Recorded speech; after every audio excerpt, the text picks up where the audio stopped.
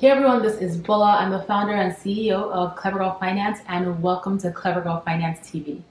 So I'm back with another video, and I wanted to talk about one key thing that I strongly feel that everyone should be doing in this season, and that is minimizing your non-essential spending and putting money aside if you can. So there is a lot of uncertainty about the economy. Many people have lost their jobs. A lot of people are concerned about their job security.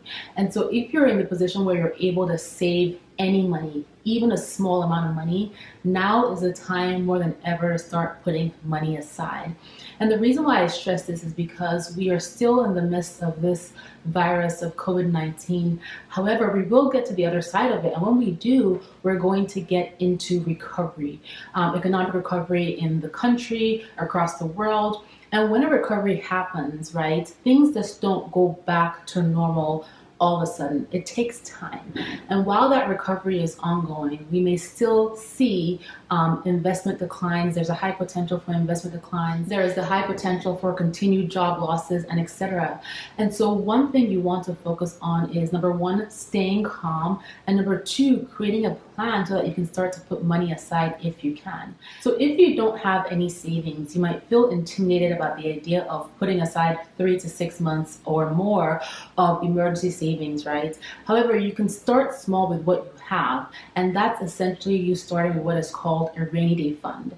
And a rainy day fund is almost like the foundation to your emergency savings, but it starts with a smaller amount. So your rainy day fund can be anywhere from $500 to $2,500, and it allows you to cover the basic emergencies like, putting food on the table, paying for utilities, and etc. And what you can do to start this fund is start with what you can control. So number one, you can open up a bank account. Even if you don't have the money to put into this fund right now, you can open up a bank account. Most online banks do not require a minimum deposit. And by opening the account, you are setting the intention to save, right? A lot of people will say, well, I don't have any money. What's the point of opening the account? But guess what happens? When they do have the money and they don't have a designated account for the money, then the money somehow ends up slipping through their fingers. So by opening up the account, you're setting the intention that you're willing to save whenever you get that money available. The second thing you can do to start this fund is to start small with what you have. And that means if you can only transfer $1 in there today, you want to do that. If you can only put $5 in there next week, that's perfectly fine.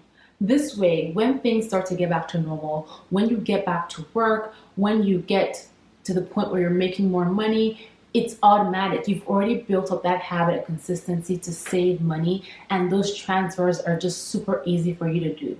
So start with what you have. There is value in starting small. Money is money, and a little plus a little plus a little adds up over time to a lot.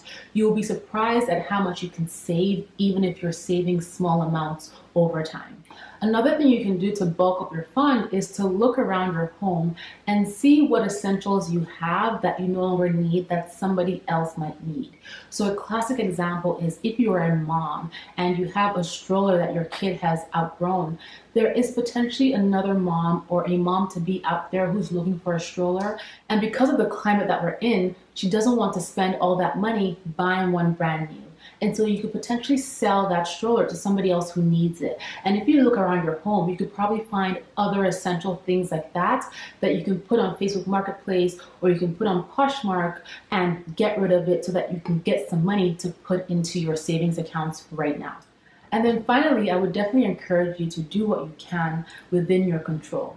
So once you have your food on your table, you have your core utilities in place, you have any medications that you need, you're safe at home, then I would just find ways to disconnect. That's what I'm doing, because the news is so depressing. There's all kinds of negative news out there about what is going on.